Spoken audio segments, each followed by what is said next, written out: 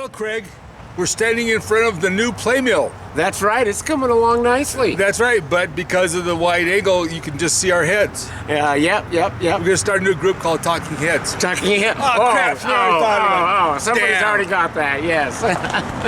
Burning down the house, right? Yep. Anyways. Oh, no, we don't want to do that to this. No. Anyway, it's supposed to be open for 4th of July weekend. Yeah. Hopefully it does. They're working like little... We got our fingers crossed. Yeah, they're working like little furious beavers trying to get it done. So hopefully you get it done in time. So anyway, we'll see what happens this weekend. Yes, we will. Wish them the best.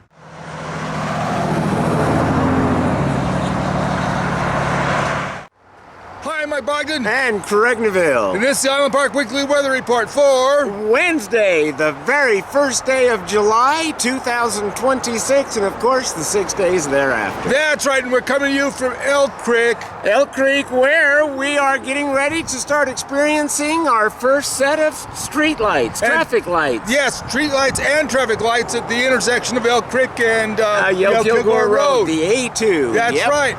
And we're right alongside the highway, so as you can hear, the traffic is already moving quickly as holiday weekend approaches. That's right, as the July 4th holiday weekend approaches. The busiest weekend of the year. That is right. Yep, so we are here getting prepared for the business weekend of the year, and Island Park is changing. It is changing, Yep, whether we like it or not. Yep, the play mill, which we showed a little earlier, that should be open this weekend. Yep, like I said, I got my fingers crossed for them. Yep, and we get in the lights for the new traffic light at Yale Kilgore, and 20 comes on tomorrow. It starts on the 1st of July. That's when they're going to have it all lit up. So we need to keep that in mind, because for us locals, it's going to take us a little bit to get used to, I think. Yeah, the weirdest thing is going to be is coming down the hill from Max Inn and seeing that intersection all lit up. Yeah, because they've got some big lights. I think it's going to be quite bright. Yes, it is. It's going to be bright. For those that don't like light pollution,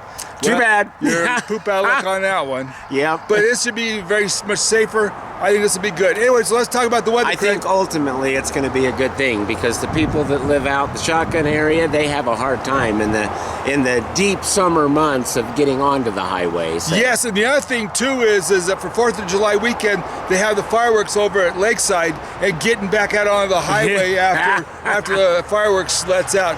This will help. This will help a bunch. Yes. So yeah. Yep. Because before they had to put a policeman in the intersection directing traffic. Yeah, and you don't want to be on a highway with a bunch of idiots when standing in the middle trying to get them to stop. So, that's right. So this is definitely better. So let's talk about the weather, Craig. All right. So we'll start out Wednesday with a mostly decent day. There's a good chance of some afternoon thunderstorms. Daytime high, I think, will be in the high 60s. Yep. We got a warming trend. We just went through a monsoon. We did, yeah.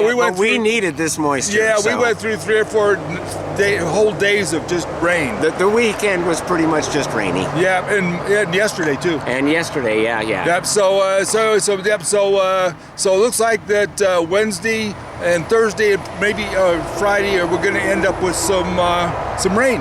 I think it'll be isolated thunderstorms, and I see it more for Wednesday, and then less chances Thursday, Friday, but chances nonetheless. Yeah, and I'm seeing a pretty consistent evening thunderstorm for all 3 of those nights.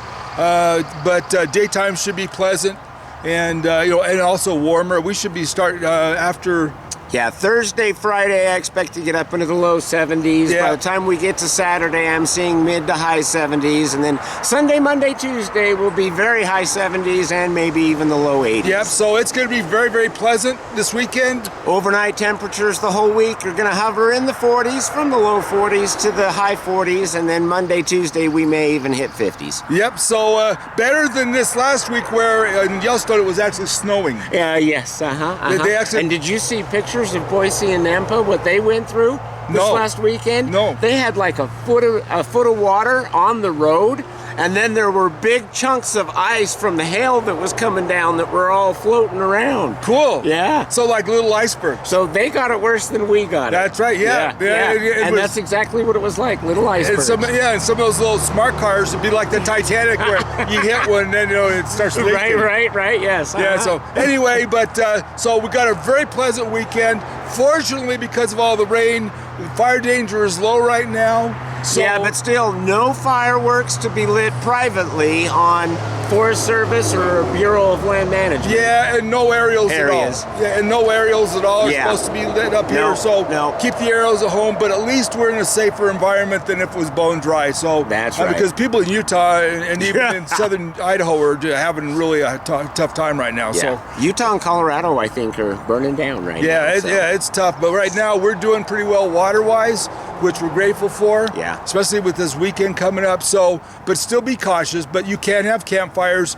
Yes. Just make sure that you do it in pits that are designed to have campfires. Yes. You know, dedicated fire pits. yeah, whether you dedicate one yourself or not, but you need to know the correct way to build a fire pit out in the wild as well. So, Yep. anyway, What is that? 18 inches down, clear 10 feet all the way around it, something like that. yeah, I mean, you need to have a wide berth of no vegetation around it, and you also need to have it to where it's deep enough that you know it contains the fire. And then you need to make sure you put out your fires before you go to bed. Yes. And if any wind comes up, you need to have the fires out.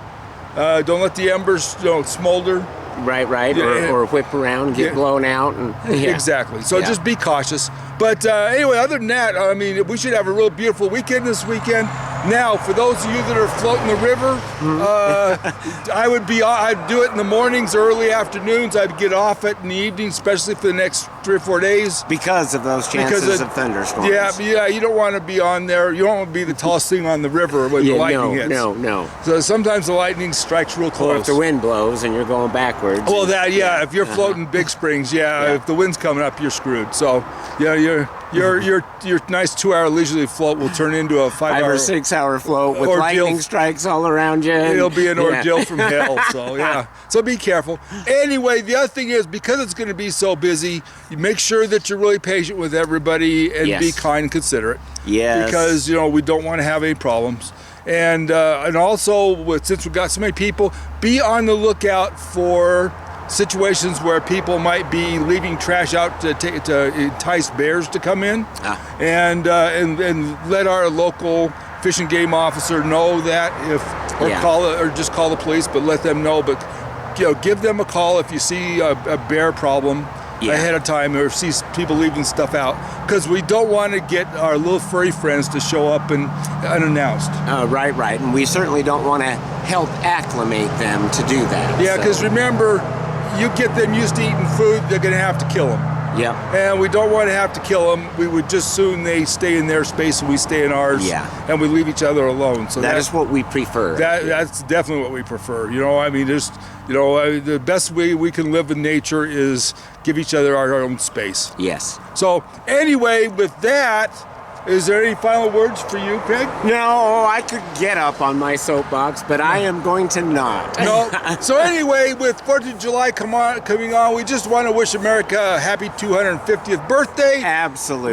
We are very grateful to live in this country and all of the things we've been blessed with. We pray for the continuation and the future of the country. Yes, I do. Yeah, Every night I pray for that. Yeah, and we really want. But we pray for it for different reasons, I suspect. Not really. We really pray for the same reason. We just have different opinions about how that goes about, but that's okay. Our diversity makes us what we are. So that makes the world go round. Yeah, right? well, the thing is, if you can't have a discussion with somebody over stuff without beating the crap out of each other, then what's the point of living, Well, right. Then we just turn into hermits. We are hermits. I am a hermit anyway. Yeah, I think I am more so than you. Probably, so, but not by much. Anyway, so everybody else, enjoy 4th of July. Have a good weekend. Be safe. Be careful. We want you all to go home from this weekend in one piece. In one piece and upright. Yeah, in vertical, not horizontal. Yep. So for Mine Podcast, Mike Bogden And Craig Neville. wishing you the best. Be safe. Be careful. Remember, love you guys. See you. Bye. Bye-bye.